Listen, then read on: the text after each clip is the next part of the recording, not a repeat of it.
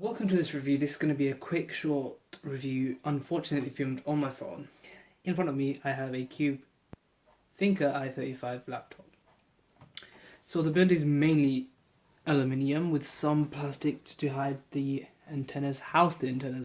And so we can open the laptop like this. You can't open it with one hand. I'm just going to go through the essentials and the basics of this laptop and tell you how good or bad it is. So here we're greeted by the Windows lock screen. It has a fingerprint sensor and logging in with a fingerprint is quite easy. Here we have obviously the desktop.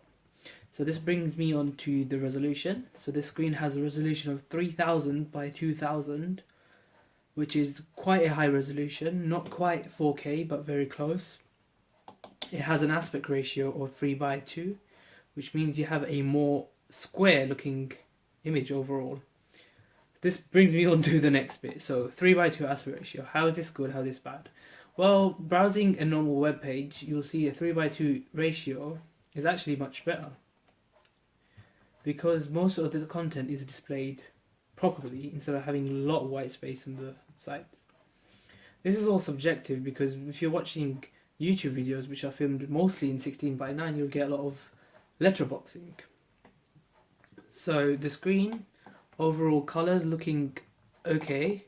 It looks like it covers a lot of the sRGB spectrum, as you can see by these reds. Usually in Adobe RGB you get punchier colors, but anyway, the colors are quite good. Touch screen is also a thing on this laptop. The touchscreen seems very responsive and it's all very good. I've seen a lot of reviews, not a lot, a few reviewers saying the keyboard is terrible on this. However, in my opinion, it's actually quite good. It's actually very good. I have no problems with the keyboard. The keys feel cheap because they're plastic, but they are quite good. Nice tactile feel. It's all good. There's actually not a huge problem with the keys.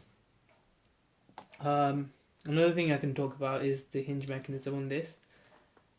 It's quite wobbly. It's not the best. So the trackpad is actually really good. If you go into here, you can see it's a precision trackpad, which means it supports the gestures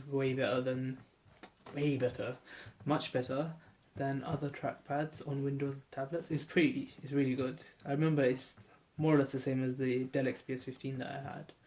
So we've established that this laptop is great or good in most of the things that a laptop should do.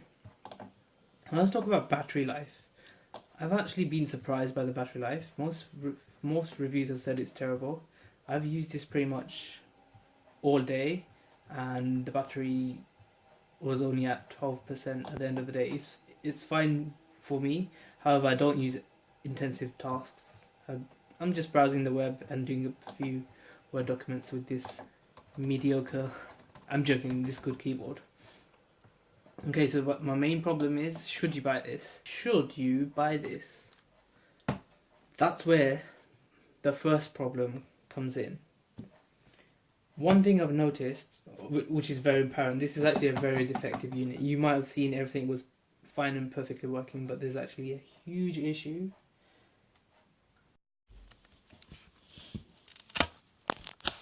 Look at that. Look at this, look at this, look at this. Look at the gap between...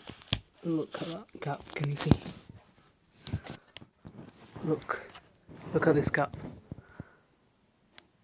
That's the screen. This is completely broken. Completely broken. Look, I can't even open. It's stuck. Can you see? Look, this is the screen. Look, I can. Look. It's completely broken. Look at this. This is the screen. I can't open it. Look. I cannot open the laptop. Look.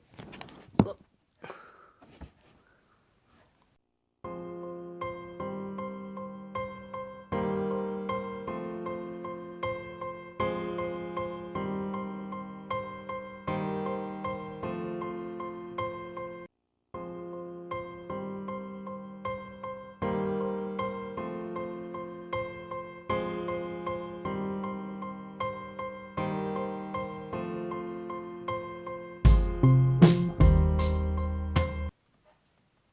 which is the screen. The screen has actually come out from the housing.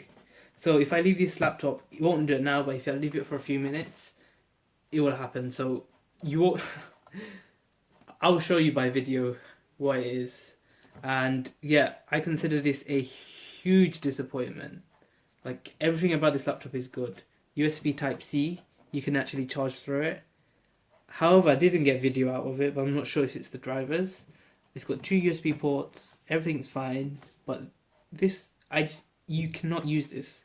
But yeah, that leads me on to saying, buying these Chinese brands, or these not huge manufacturers, you'll get issues with quality control. You'll also get issues with trying to refund and exchanging your units, most likely, because obviously you have to send it back to China, and further complications arise from such things. So I would say don't believe all the reviewers that say, there's nothing wrong with this, it's perfect. There are issues with quality control, and it might not even be the reviewer's fault. They might be just getting excellent samples sent by whoever is representing this cube. I think that on paper this is pretty much a steal for how much money it is going up for, but you will run into, most likely, some people obviously haven't been running into issues, but I have. When I was contemplating about buying this, I read a lot of reviews. Everyone's saying it's perfect, but there were a few reviews which are saying, oh, don't listen to the main reviewers, they don't always speak the truth. And I was like, this guy's crazy, you know. But I buy this, and problems do arise. So yeah, sometimes when people, well, not sometimes, there is a saying, if something is too good to be true, it probably is. And in my case, it was. If you have any questions about this device, or pretty much any other device, let me know. Hope this was a decent video. I know the video quality and the sound quality is not the best. Yeah, leave a like if you like. I don't care. I don't care if you leave a like. Just leave a comment if you want to see more. If you disliked it, you can let me know, or you can leave a dislike if you want. But yeah, pretty much this is the video.